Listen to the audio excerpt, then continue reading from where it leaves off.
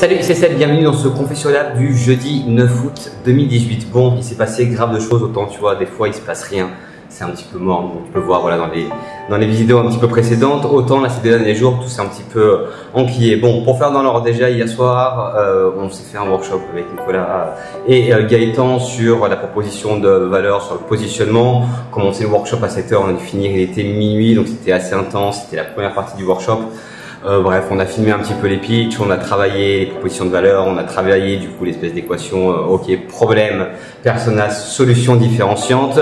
Donc c'est un exercice qui est assez intense, mais c'est un exercice qui est voilà, pour nous primordial quand tu vas lancer tes campagnes Facebook, quand tu vas faire tes titres, enfin bref, tes objets d'emailing, quand tu vas designer ta homepage ou ta landing page, enfin bref, tout ça, il faut que ce soit vraiment clair, sinon tu vas perdre vachement de temps et d'argent en lançant des trucs qui ne fonctionnent pas.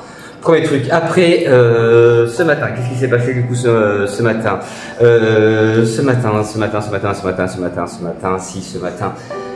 j'ai fait ma petite présentation là de Casa Mocha, du concept de Casa Mocha à Louis. Donc c'était assez intense, il a kiffé, bref, il a kiffé le concept, on va commencer à travailler ensemble. Dans la foulée, du coup, il m'a fait rencontrer une personne. Je lui ai fait une proposition pour l'accompagner sur le développement de sa visibilité sur Instagram et il voulait avoir du coup mon avis parce qu'il n'a pas envie en fait de mettre les mains dans le cambouis, donc voir un petit peu sur ça. J'ai découvert du coup un mec qui a 26 ans, un ancien ingénieur en je sais plus quoi, je sais plus quoi exactement, je me rappelle plus dans le truc. Et le mec m'a montré quand même des comptes Instagram, plein de comptes Instagram à plus d'un million d'abonnés. Il y a un business sur Instagram, enfin bref, il a un business sur Instagram qui je t'en parlerai vraiment, je vais enquêter un petit peu sur ça parce que ça me paraissait justement trop beau pour être vrai. Le mec est super bien calé et encore une fois il a 26 piges, je crois, il a 26 ans, il a une entreprise de 13 personnes dans le Mexique, il vient de gérer le compte Instagram du président, donc Almo, du nouveau président mexicain, donc toute la campagne Instagram il l'a géré. Donc ça m'a l'air pas du bullshit, mais par contre les résultats sont juste impressionnants. Alors je sais pas comment il a cette espèce de formule magique ou un truc comme ça.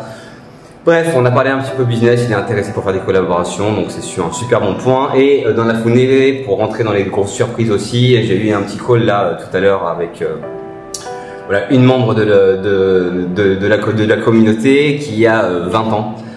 Pour le coup, et putain, tu te rends compte qu'elle a une putain de niaque, elle a un putain d'alignement, elle a une véritable maturité en fait, si tu veux, dans la manière bref, de parler du business, surtout quand tu vois, quand on parle à des personnes qui ont, tu vois, la limite 30, 40, 50 ans dessus, tu peux te rendre compte qu'en fait l'âge ça fait absolument rien, c'est juste ta manière de réfléchir quoi.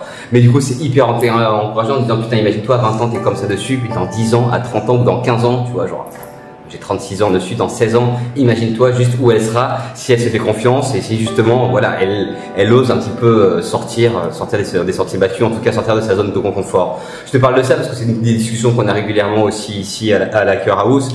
C'est l'espèce de fait de se dire ok, j'ai le cul un petit peu entre deux chaises, j'ai ma vie normale de tous les jours, mon boulot normal et voilà, pendant mes soirées ou pendant mon week-end, je vais te taper sur mon projet. Le problème, c'est qu'en faisant ça, tu auras toujours cette espèce de solution de sécurité qui va faire que tu vas jamais te mettre à fond dans ton projet.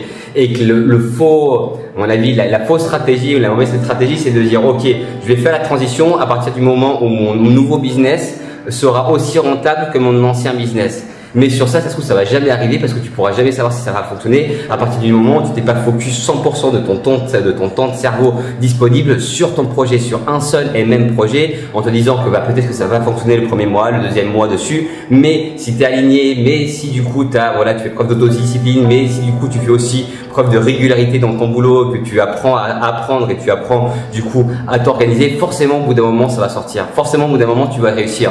C'est obligé, il suffit juste que tu t'optimises un tout petit peu plus chaque jour pour que voilà, au bout d'un moment justement tu arrives à tes résultats. Le seul truc c'est qu'il faut faut pas perdre espoir, il faut faire comme quand tu pètes la gueule, faut pas faire comme 95% des personnes qui vont du coup pas se relever ou qui vont se relever une fois, qui vont se repéter la gueule, après ils vont se dire ok, bon en fait c'est pas le bon marché, ou en fait bon c'est pas pour moi, et qui vont du coup échouer. Faut faire partie justement de ces 5% de personnes restantes qui se pètent la gueule, se relèvent, se pètent la gueule, se relèvent, et à la limite même qui se pètent la gueule et quand ils se relèvent encore justement. Ouais, encore justement plus fort, et même justement si ton idée elle paraît complètement barrée pour les autres de certains, même si ton business paraît complètement utopique, putain c'est juste génial parce que ça veut dire qu'il y a du potentiel. Si l'idée de ton business elle est complètement banale et qu'il n'y a rien d'exceptionnel, bon, ok, même si tu y arrives, tu vas te faire copier ou un truc comme ça, est-ce que tu auras vraiment une grosse valeur ajoutée à apporter à tes prospects? Alors que si tu vas justement dans l'inconnu, dis-toi et rappelle-toi ce data point là, c'est qu'il y a 80% des métiers de demain qui n'existent pas encore aujourd'hui. En clair, tu peux vraiment créer ton métier, quoi. C'est-à-dire que créer ton métier, c'est-à-dire, puisque créer, c'est vraiment justement l'inventer. Inventer en te disant que voilà, un business, c'est tout simplement trouver une solution trouver une solution à un problème que rencontrent des personnes.